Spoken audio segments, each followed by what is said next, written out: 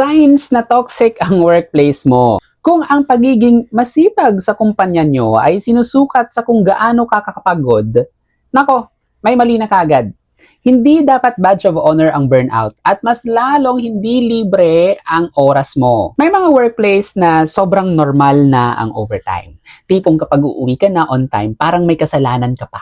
Kapag hindi ka nag-reply sa gabi, sa weekends or sa holidays, ikaw pa ang sasabihang hindi ka committed. Pero, ang tanong ko, committed ka ba talaga o sanay lang silang libre ang oras mo?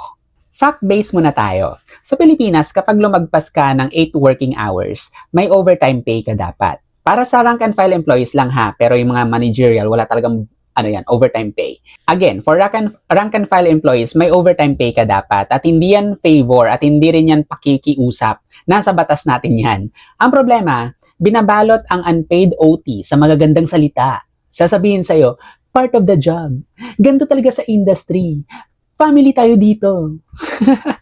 Real talk lang ha, hindi ka pwedeng bayaran ng culture at hindi mo pwedeng ipambayad sa kuryente ang teamwork at hindi ka mabubuhay sa thank you. Another hard truth.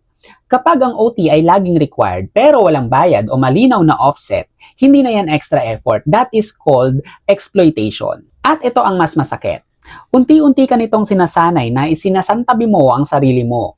Late ka uuwi, sira ang tulog mo, canceled ang mga plano mo at lagi kang pagod.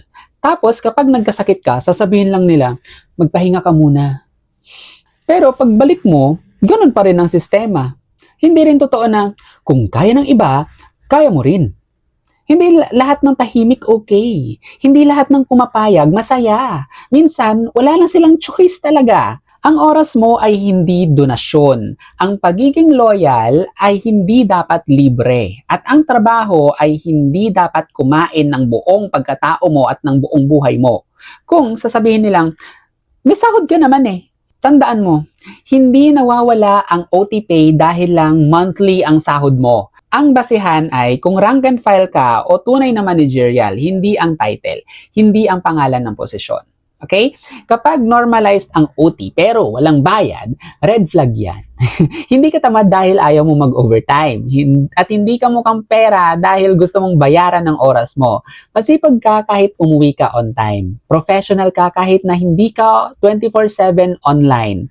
At may karapatan kang humingi ng patas na bayad para sa patas na trabaho. Kasi sa dulo, walang kumpanya na aalala kung ilang beses kang nag-OT. Pero, ikaw ang magbabayad ng pagod mo dun.